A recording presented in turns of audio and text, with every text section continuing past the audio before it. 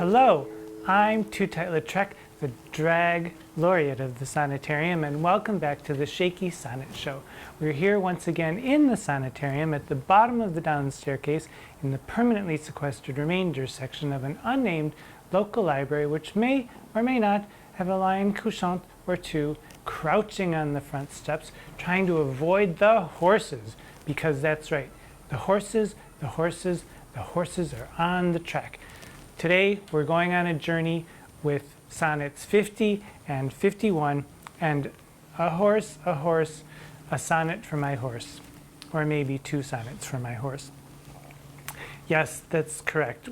Today we have a very heavy horse theme going on with sonnets 50 and 51. So let's hop on to our little pony boy, William Shakespeare, here and ride him for all he's worth. Despite a lot, and I do mean a lot, of commentary about these two sonnets, I think they're actually pretty straightforward, with, as usual, a slightly sexual connotation here or there, subtext. And in some ways I think that they are a reenactment, or more like a vivid revisiting of themes that we've seen once before in sonnets 44 and 45. We have desire and thought, which are as swift and light as air and light. And we have dull flesh that's heavy like the earth and the sea. And as all dull flesh must, it must behave the laws of gravity and physics. So right off the bat in sonnet 50, we get, "How heavy do I journey on the way?" which I have to say, how rude. I mean, as if Shakespeare during the pandemic has taken a little too much space at the cheese table. I don't know what that must be like, but I imagine it must have packed on a few pounds there. And I pity the poor beast who has to cart that load of lard through any appreciable distance. But I don't know how vaccines were in Shakespeare's day, but once here at the Sonnetarium, Dr. Frankensonnet has promised that once everyone is properly pricked, we'll be able to go back to the gym and hopefully melt off the pandemic pounds. But I digress. So the heaviness that we see in sonnet 50 harks back to the dull substance of my flesh and the heavy tears that we see in sonnet 44. And this is contrasted with the slippy, slidey thoughts and desires in sonnet 45 that present absent with swift motion slide, which I think is a very lovely line. So we get the same themes of heaviness and lightness in sonnets 50 and 51, but here the poor horse gets all the blame for the heaviness and the slowness. So let's saddle up and take a look at sonnet 50. Sonnet 50. Sonnet 50. How heavy do I journey on the way, when what I seek, my weary travels' end, doth teach that ease and that repose to say, thus far the miles are measured from thy friend. The beast that bears me, tired with my woe, plods dully on, to bear that weight in me, as if by some instinct the wretch did know his rider loved not speed being made from thee. The bloody spur cannot provoke him on, that sometimes anger thrusts into his side, which heavily he answers with a groan, more sharp to me than spurring to his side. For that same groan doth put this in my mind, my grief lies onward, and my joy behind. So right off we've got, how heavy do I journey on the way? There's heaviness of spirit, but later on we see that there's also the heaviness that the burden of the rider's body bears on the horse. But there's a heaviness of spirit. How heavy do I journey on the way, when what I seek, my weary's travel's end, I just want to get to the end of it, doth teach that ease and that repose to say, thus far the miles are measured from thy friend. Now, the heaviness here is not because the road is rocky, but I think because he's had a little too much rocky road. But it's not because it's a particularly arduous journey, it's because he's going away from his friend, quote unquote. Quatrain 2, the beast that bears me, tired with my woe.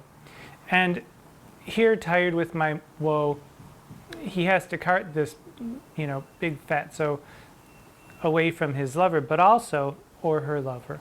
But also, tired with my woe, meaning my horse is tired of listening to me bitch and moan about how much I miss you. The beast that bears me, tired with my woe, plods dully on to bear that weight in me, as if by some instinct the wretch did know his rider loved not speed, being made from thee. In the 1609 quarto version, it's plods duly on, but most editors amend that to dully, but both of them work. Duly as in performing his duties as he duly should, and also dully because there's weariness and there's heaviness and there's dullness as he goes on. And so we get the gist that the horse is tired. The tired could also mean attired, meaning he puts on the clothes of my own woe, because we're that much in sync. And he appears to be a very sensitive horse. He can even sense the lights flashing overhead. He's a very sensitive horse and a very smart horse, and he knows the depth of my sadness going away from you. As if by some instinct the wretch did know his rider loved not speed, being made from thee. So my horse gets what's going on. The third quatrain, the bloody spur cannot provoke him on, that sometimes anger thrusts into his side, which heavily he answers with a groan, more sharp to me than spurring to his side. As if he didn't know that I'm sad, as if he didn't quite share in my misery enough. Ha! Whip crack away, I dig my spurs into his side until he bleeds, and then he knows how sad I am and how sad he is. And I mean, I just have to say, geez, he must be pretty angry. Which heavily he answers with a groan, more sharp to me than spurring to his side. He groans at my kicking him, and this hurts me, not so much because I've hurt him, but because it reminds me of my own worries. So, poor me, I've kicked my horse bloody, but it's all because so that he can sympathize with my woe. And then we come to the couplet. For that same groan that the horse emitted, for that same groan doth put this in my mind, my grief lies onward and my joy behind, which is saying it's all about me. It's all about the horse too, and of course it's about you and how much I miss you, but really it's all about me. It's all about how much I miss going away from you. I'm going away from you. It's torture to me. My horse goes slowly, and no matter how slowly he goes, it's still away from you, so it doesn't make any difference. I'm in misery, and my horse is in misery too. And honestly, if I were that horse, I'd be in misery right along with it. But we see here that the heaviness of the rider in line 1, how heavy do I journey on the way, transfers to the horse in line 11, which heavily he answers with a groan. The horse answers with a groan. And in line 3, there's some very unusual things going on. In line 3, the weariness that I have doth teach that ease and that repose to say. So it teaches two abstract entities, two things that are not human, ease and repose. It teaches them to speak. And there's a quotation on line 4. The ease and repose are saying to the rider, thus far the miles are measured from thy friend. So of course the rider, we understand, is talking to himself, but he calls himself thy, your friend, rider. He's speaking to himself, but he's imagining that these two things called ease and repose, which are states of being rather than any kind of living entity, they are speaking to the rider. And then in line 10, the horse answers the sharpness of his spurs with the groan that echoes the writer's mental groan. And here we have a new cocktail vocabulary word, which is prosopopoeia. Prosopopoeia, which is when you attribute human qualities to animals, objects, weather, or, I'll add, abstractions like ease and repose. So the next time you're at the clubhouse after the big fox hunt, you can grab your gin Ricky, nice and cool gin Ricky, and say to Buffy, "Good goblins, Buffy. I know that Biff disagrees with me, but seriously, the prosopopoeia in Shakespeare's sonnet 50 and 51 is obviously there to both reveal and conceal the underlying bawdiness of the poem. I mean, really, the horse groans. Desire neighs. It's obviously obvious. It's the perfectest solution. I need another drink." And then off you can go to get your third or fourth lime Ricky. But with that prosopopoeia in our little bonnet, let's hop on the Prosopopoeia Express and look and see what Sonnet 51 has to say for us, because Sonnet 51 is what? A return home. That's right, a return home. I'll say it. I think that Sonnet 51 is a reunion of the separated lovers or the friends. And in Sonnet 50, things are a little bit slow, but in Sonnet 51, things speed up a little bit. And we go from the slow offense of Sonnet 50 to the swift extremity of Sonnet 51. Now, as far as sexual innuendo goes, I'll just say that when we talk about horses, mounting, fiery desire, there will be some innuendo.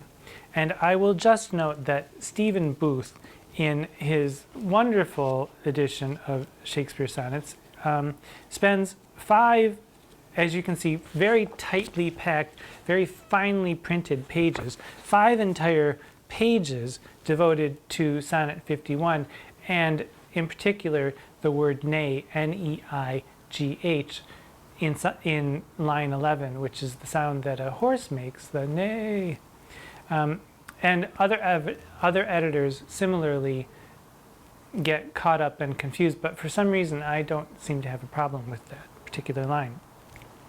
Because if we look at it through the lens of prosopopoeia, we can see that desire is the thing that neighs in line 11, and desire is standing in for the happiness of the horse who's returning home, which of course is standing in for the happiness of the rider who is returning home. And it may sound complicated, but in the end we get it. So let's take a look at Sonnet 51. Sonnet 51. Thus can my love excuse the slow offense of my dull bearer, when from thee I speed. From where thou art, why should I haste me thence? Till I return of posting is no need. Oh, what excuse will my poor beast then find, when swift extremity can seem but slow? Then should I spur, though mounted on the wind. In winged speed no motion shall I know. Then can no horse with my desire keep pace. Therefore desire, of perfectest love being made, shall neigh, no dull flesh in his fiery race. But love, for love, thus shall excuse my jade, since from thee going he went wilful slow. Towards thee I'll run, and give him leave to go. So the first quatrain, thus can my love excuse the slow offense of my dull bearer, when from thee I speed. And here the love can be either the lover or the abstract entity of love, prosopopoeia. Either one can excuse the slow offense of my dull bearer, which is the horse. When I'm going away from you, of course, anyone could excuse the fact that we're going so slowly because we don't want to leave.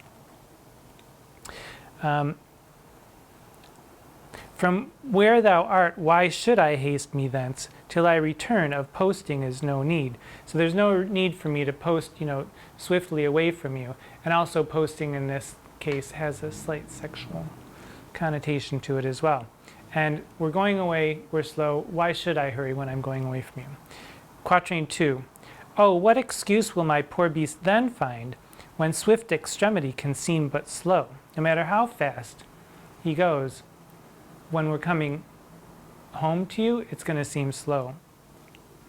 Then should I spur, though mounted on the wind, in winged speed no motion shall I know. No matter, again, I would really kick him bloody if I could get him to go faster coming home to you. And even if he were Pegasus, I was riding on the wind, it wouldn't be fast enough for me. Quatrain 3. Then can no horse with my desire keep pace? And here we have desire, which is fast as light, fast as air. No horse with my desire can keep pace.